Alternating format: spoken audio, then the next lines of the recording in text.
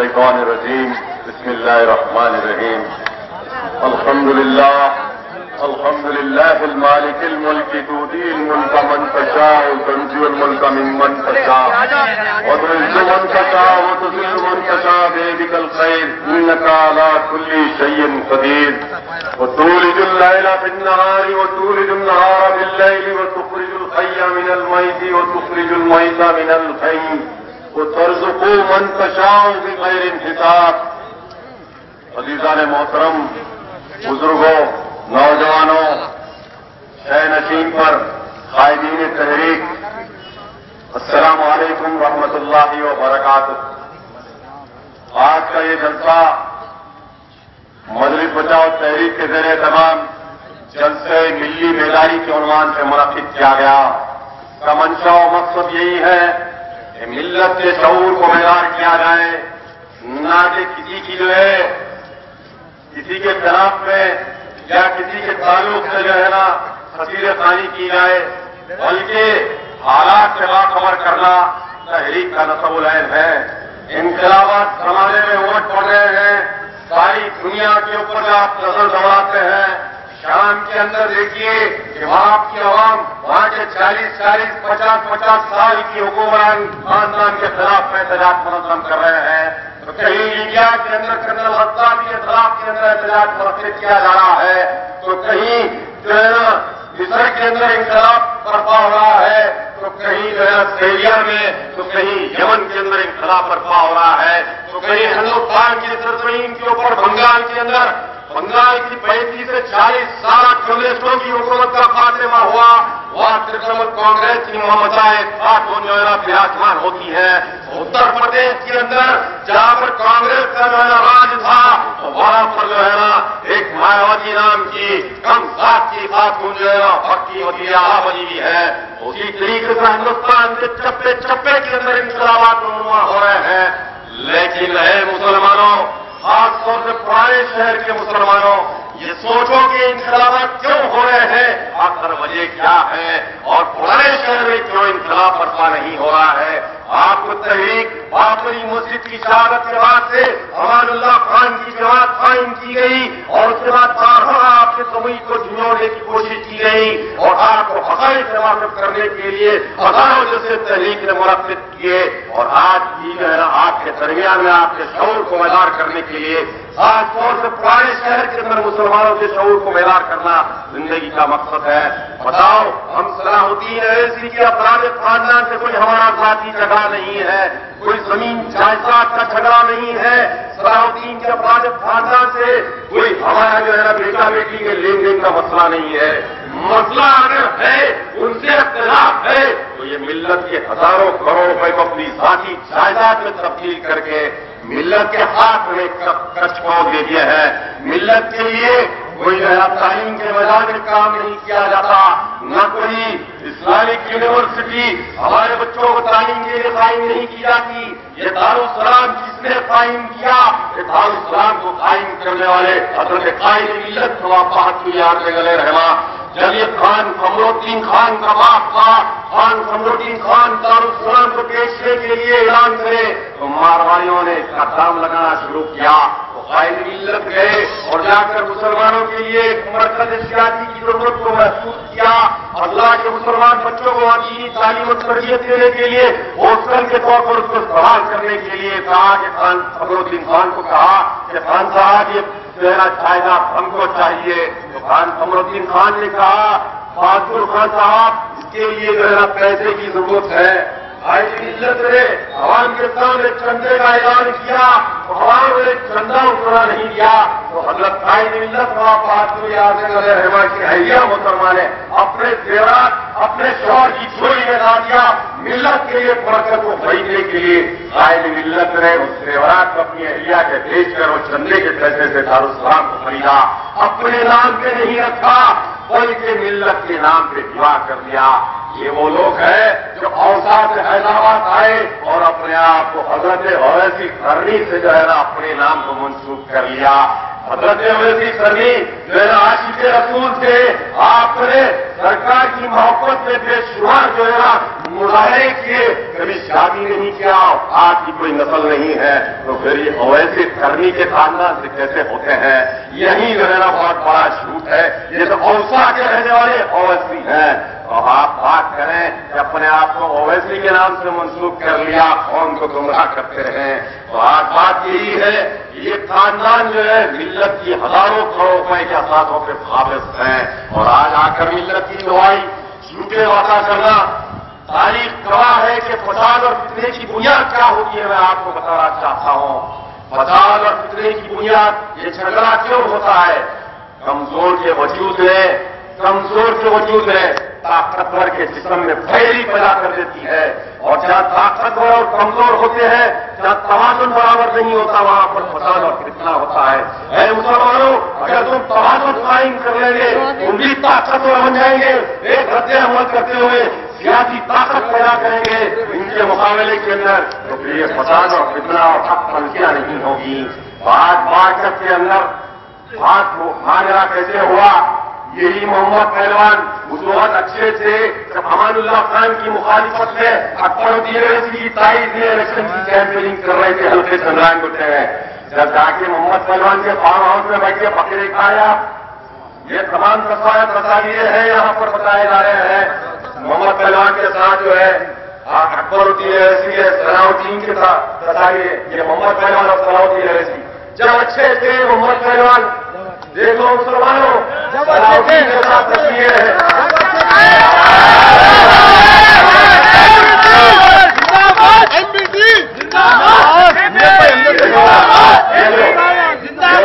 یہ جو محمد پہلوان ہے، یہ جو بچہ زخمی جیل کے اندر ہے، اودھ جعفر جس کا نام ہے، اور اس کے بعد اس کی شادی کے ولیمے کی تقریب کے اندر جو ہے نا اکبر الدین اویسی موجود ہیں۔ اس وقت اچھے سے محمد پہلوان جب امان اللہ خان کی مخالفت کر رہے تھے اور آپ کی تائید میں جو ہے نا کیمپیننگ چلا رہے تھے نگم کے الیکشن میں، جب محمد پہلوان اچھے تھے، بتا دیا۔ اس کے بعد میں 2004 کے الیکشن کے اندر جب میں چندرائن گٹے سے خان صاحب کے انتقال کے بعد الیکشن لڑ رہا تھا، یہی ابراہیم یافعی کرکٹ کا شائقین اور اس کو جو ہے نا اپنے لاکھوں روپے دیے اور اس کے ذریعے سے جو ہے نا کیمپیننگ چلوایا، اور یہ اکبر الدین زندہ باد کیسے پھرتا تھا اس زمانے میں، جب جو ہے نا ابراہیم یافعی اچھا تھا، اس وقت ان کو کتا نظر نہیں آ رہا تھا یہ اس وقت جو ہے، اور تنازع شروع ہوا، جیسا کہ پولیس کی ریمانڈ ڈائری آپ کے سامنے آئی۔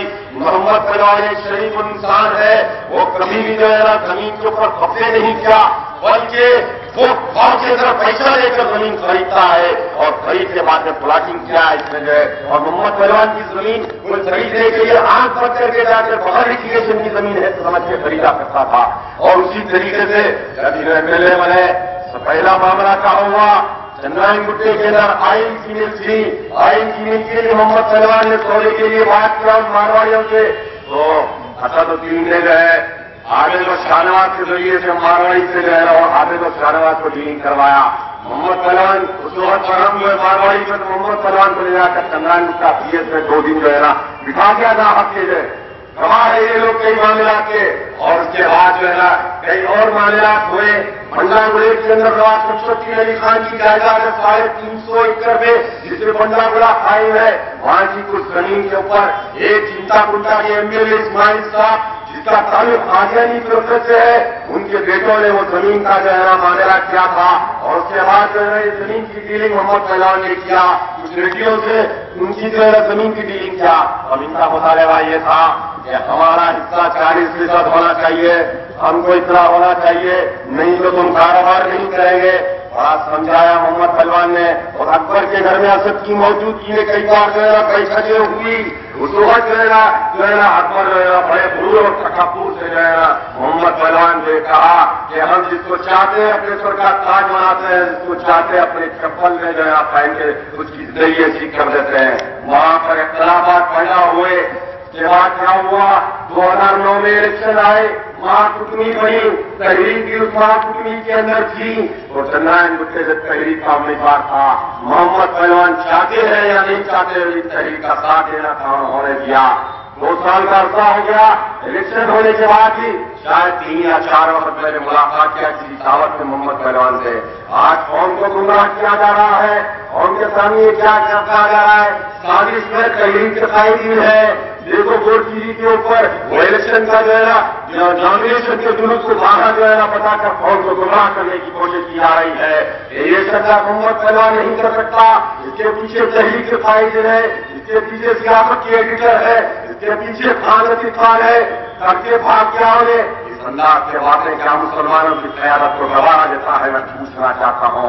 قرآن یہ اعلان کرتا ہے وَلَا تَلْبِسُوا الْحَقَّ بِالْبَاطِلِ وَتَكْتُمُوا الْحَقَّ وَأَنْتُمْ تَعْلَمُونَ۔ تم صحیح کو غلط سے مت ملاؤ، اور ایسا کرنے والے کے لیے خدا کا سخت عذاب ہوتا ہے۔ عزیزان محترم، یہ میری الفاظ، یہ میری گفتگو، قرآنی گفتگو کر رہا ہوں۔ خدا کو حاضر ناظر جان میرے عمر کی رات ہے۔ یہ واقعہ اس لیے ہوا کہ یہ ذاتی جھگڑا ان کا اور ملت کو اکسایا جا رہا ہے اور کہا جا رہا ہے کہ اتھارٹی ملت کا سرمایہ ہے۔ ارے ملت کے سرمایہ سے تو تم ناشتہ پڑ کے کھاتے پڑ کے بیٹھے ہوئے تم زیادہ سرمایہ ہوئے۔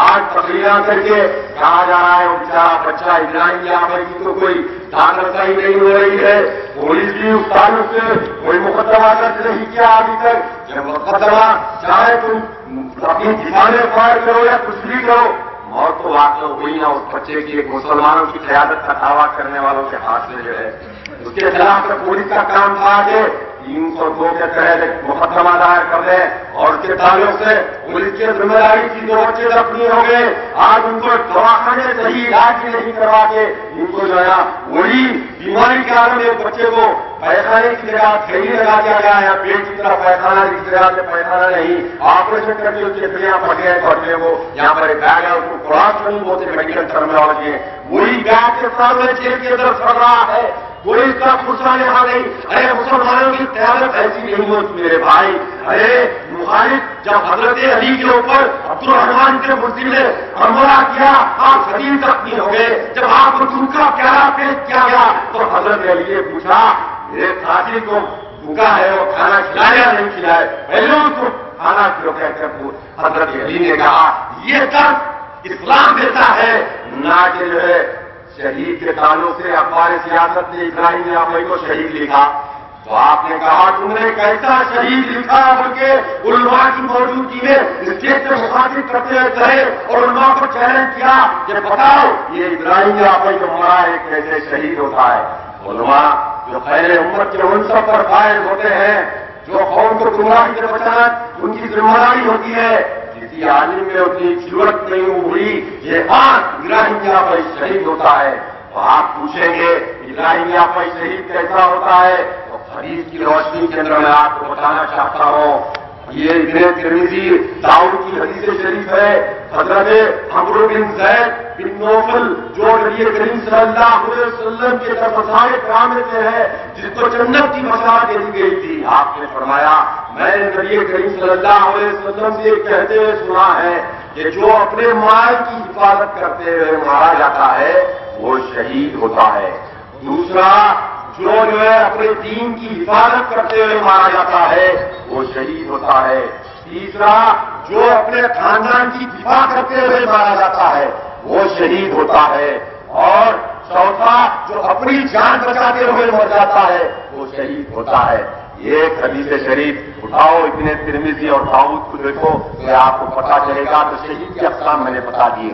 دوسری حدیث شریف بخاری شریف جو ہے آپ کے سامنے بیان کرنا میری ذمہ داری سمجھتا ہوں کہ حضرت ابو ہریرہ رضی اللہ تعالیٰ عنہ سے روایت ہے، ایک مرتبہ نبی کریم صلی اللہ علیہ وسلم کے پاس ایک شخص آیا اور اس نے کہا یا رسول اللہ ایک شخص مجھ کو تنگ کر رہا ہے میرے مال حاصل کرنے کے لیے، میں کیا کروں؟ سرکار دو عالم صلی اللہ علیہ وسلم نے فرمایا تو اس کو اپنا مال مت دے۔ وہ شخص نے پوچھا یا رسول اللہ آپ بتلائیے کیا وہ شخص مجھ سے جھگڑا کرا تو میں کیا کروں؟ آپ نے فرمایا تو بھی جھگڑا کر اس سے۔ اور پھر اس شخص نے پوچھا یا رسول اللہ اگر وہ مارا جائے میرے ہاتھ سے تو فرمایا وہ جو ہے جہنمی ہوگا۔ اور تو جو ہے پھر پوچھا کہ اگر میں مارا جاؤں اپنے مال کی حفاظت کرتے ہو سکتے تو فرمایا تو شہید ہو جائے گا۔ آپ کی روشنی کے اندر پس منظر آپ کے سامنے ہے. آپ کو گمراہ کرنے کی کوشش کی گئی کہ افروزین سے حملہ کیا گیا کہ اوقافی اجازتوں کا تحفظ کرتے ہوئے گورنمنٹ لینڈ کو بچانے میں